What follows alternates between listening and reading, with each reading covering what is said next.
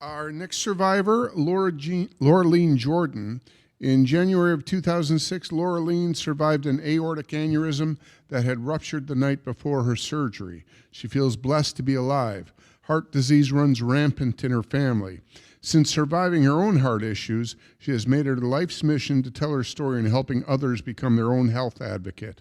Loralean moved to the Twin Cities in 2000 and currently lives in Brooklyn Park. Please welcome Loralean Jordan.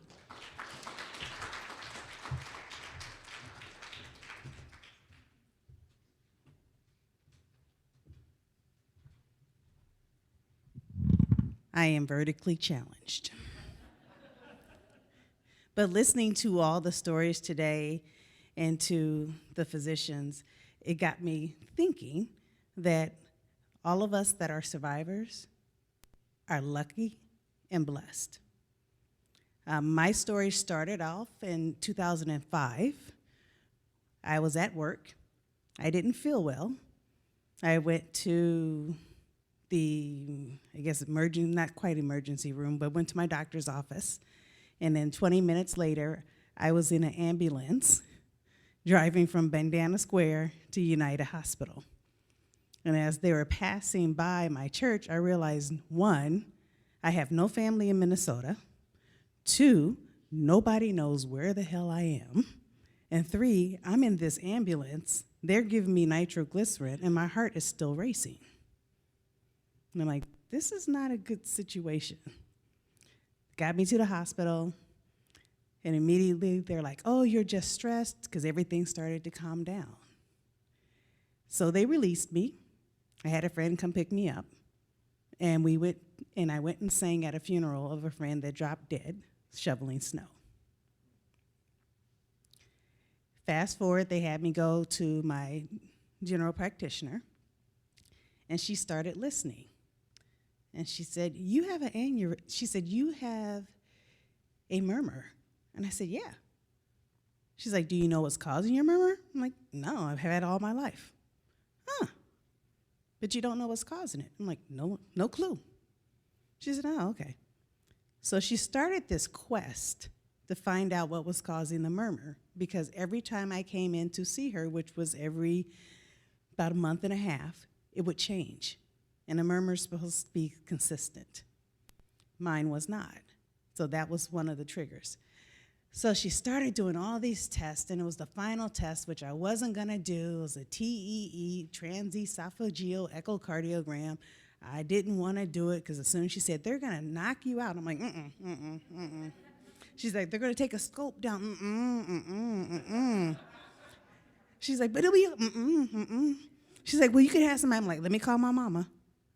So I called my mom. I said, she wants me to do this test. I need you to take the train up here because she's talking about knocking me out. And I don't like anesthesia. She's like, oh, yeah, you're bad with anesthesia. I'm like, yeah, I need you here. So my mom came up, and we did this last test. And even then, after the test, the cardiologist was like, not quite sure. I think I'm looking at a cyst, but I'm going to have somebody else take a look at it. And I said, oh, okay. And at that point, I was a regular exerciser. And he's like, yeah, you can go home for Christmas, exercise, do whatever you want to do, da-da-da-da-da. I'm like, oh, okay. Go home to Illinois for Christmas. Next thing I know, I get a call while I'm there from the cardiac surgeon. And I'm like, first of all, who are you? Because this is the different name. Okay, you're who? All right, perfect. And he says, I know what it is. And I'm like, oh, okay. He's like, well, when are you back? I said, I'll be back up around the 1st or so. He's like, well, come in on the 3rd and have a consult. I said, okay. So I came in, and the surgeon drew a picture, and he said, you have an aneurysm off your aorta, about the size of a quarter, shaped like a strawberry, about the size of a quarter. And I said, huh? He said, well, you have what we call a sinus valsalva aortic aneurysm. It was right above my valve. And I was like, okay. And then all of a sudden he started talking. Well, we have to do this, and you're going to have open heart surgery. Stop. Open heart surgery? He's like, yes. And I'm like, okay. And so he goes, by that time, I'm just blank. My mom's sitting there writing everything down. And I remember looking at her saying, I did not want to die. And so we're both in the office crying, and I'm like, I don't want to die. And she's like, we're not going to let you die. And I said, okay. For me, because I knew what open heart surgery does to a person, because my father had had a quintuple bypass. His brother had had a quadruple bypass. My grandfather had a massive heart attack at age 45. So heart disease runs in my family. And I had seen it take out a cousin walking down the street of Chicago, drop dead on the street at 35. So I've seen what it has done. I never knew that I might have had something. So the night before my surgery, they had me hooked up. They did which was blessing. They allowed, so going back a little bit, I was at work again. I knew I was supposed to have this surgery. All of a sudden, I didn't feel well. My coworker comes in, and she's like, your lips are blue. And I'm like, oh, I'm fine. But I really don't feel well. She's like, yeah, but your lips are blue. I said, well, I just called a friend. She's coming to pick me up. She's like, but your lips are blue. I said, she's going to drive me. Don't worry. So she helped me collect my stuff, walked downstairs. The lady at the receptionist desk, she's like, you don't look good. Your color's bad. Yeah, I have a friend that's coming to pick me up. No, I'm going to dial 911. No, my friend's coming to pick me up. So my friend came and picked me up, and we're driving to the hospital. And I'm like, oh, I'm feeling a little bit better. She's like, no, you're going to the hospital. I was like, okay, but I'm feeling better. She's like, no, you're going to the hospital. So they took me to the hospital, get there. They're about ready to release me, and my friends are like, no. And they immediately called the cardiac surgeon, and he's like, well, if she's there and she says she's not feeling well, we know we have to run a whole bunch of tests, we might as well keep her. So they kept me. They ran the test. It was when they did the angiogram and aortogram that they realized it was leaking. So at the times that I didn't feel well, which had happened over the years, it was mixing oxygenated and non-oxygenated blood. I had 2 different blood pressures in each arm. I can only describe it as I wasn't feeling well. So the night, my parents came up from Illinois. The night before my surgery, all the bells and whistles kept going off all night long. And I just didn't feel well. That's all I could describe it was. I knew something was going on. I just didn't feel well. And mom's like, well, you're just stressed. And so about 3 o'clock in the morning, she climbed into the hospital bed with me. And she's like, you're going to be okay. You got this surgery coming up. You're just stressed out. I'm like, okay, fine. They prep me, take me in for surgery. It takes a little bit longer than they anticipated. Come out.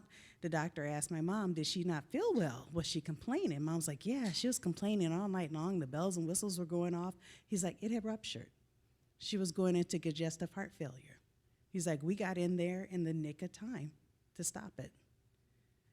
And so from that point on, I realized, one, I had to be my own health advocate, because I had to find first of all, it took me a while to find a primary physician that listened to me, because I had had several others blow me off. Because it had been in my record all my life that I had a murmur. Nobody took the time to figure out what it was. And what was happening was the murmur was changing because the aneurysm was creating its own flow. And when I went back to my primary care physician, she was like, I never in a million years would I have guessed that's what it was. And even my dad's cardiologist, because of course they say, get a second opinion. And he's like, oh yeah, I've seen this, but on a cadaver when we're doing an autopsy. And I was like, okay. And my mom's like, so this guy that's doing this surgery, he's like, oh, he's the best. He's kind of old, but he's the best. And she's like, old? This is my middle child. He's like, no, he'll be good. But if you want to come home, I'll do it. And then that was my plan, to come to Illinois to have him do it, but I never made it. And if I would have gotten on that plane, I wouldn't have been here. So for me, having Amy reach out to me was phenomenal for me, because at that point in time, I had not heard of that there were other people that had aortic aneurysms and other people that had gone through, because when I went to cardiac rehab, they're like, oh, well, heart attacks and da-da-da. I'm like, that's not what I had. I had an aortic aneurysm, which is different from a heart attack.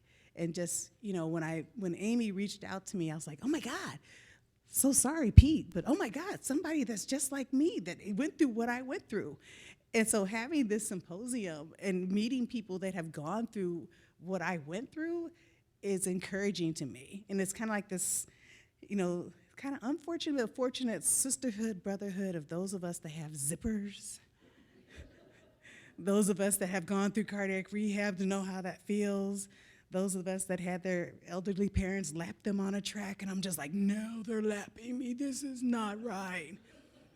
And then realizing that when they do crack you open, it impacts everything. So every little sting or a little twist, and you're like, is that something wrong? And just even taking 10 years to realize I'm still living. So it took me 10 years to start telling my story. And I think part of that was the psychological piece. And I think the other part of it was finding out there are other people out there like me, and then having that support to continue to tell my story. So if you take away anything, one, there's always follow your family history because it's there. Two, you gotta be your own health advocate. You have to be. Because if they don't listen to you, find somebody that will. Because it might just save your life. Thank you.